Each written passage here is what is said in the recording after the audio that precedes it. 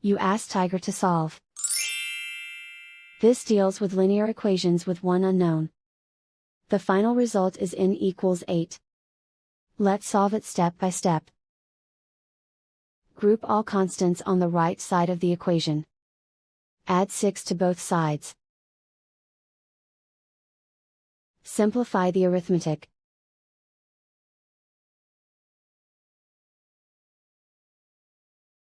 Isolate the n. Divide both sides by 4.